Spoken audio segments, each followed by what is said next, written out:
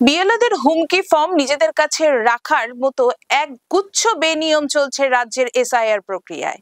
বৃহস্পতিবার কলকাতায় সাংবাদিক সম্মেলনে এই অভিযোগ করেছেন সিপিআইএম রাজ্য সম্পাদক মোহাম্মদ সেলিম। সেলিম জানিয়েছেন, শতাধিক অভিযোগ পাঠানো হয়েছে নির্বাচন কমিশনের কাছে। এদিন একটি অডিও ক্লিপও শুনিয়েছেন সেলিম। সরাসরি হুমকি দেওয়া হচ্ছে বিএলওকেও। বলা হচ্ছে, আমাদের লোক না যাওয়া পর্যন্ত দাঁড়িয়ে থাকবি। বলা হয়েছে, পাকামি করবি না, কেলিয়ে ঘরে ঢুকিয়ে দেবো। সেলিম বলেছেন, সোদপুরের এক বিএলওকেও দেওয়া হয়েছে এমন হুমকি।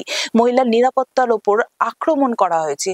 বলে দিতে হবে না যে এই হুমকিবাজ কোন দলের। তিনি বলছেন, রাজ্যের বিভিন্ন প্রান্ত থেকে আসছে এমন অভিযোগ। সোদপুরে সিপিআইএম বুথ এজেন্ট তাকে বিষয়টি জানিয়েছেন। শতাধিক অভিযোগ পাঠানো হয়েছে কমিশনে। কমিশন কেন ব্যবস্থা নিচ্ছে না? নিরাপত্তার দায়িত্ব প্রশাসনের, কমিশনের। সিইও ইসিআই কেও ব্যবস্থা নিতে হবে। রাজনৈতিক দলকে অভিযোগ জানাতে হবে কেন? সেলিম কমিশনের উদ্দেশ্যে বলেন, এত লোককে ভয় ফেললেন। আমরা জনতাকে বলছি, ভয় পাবেন না।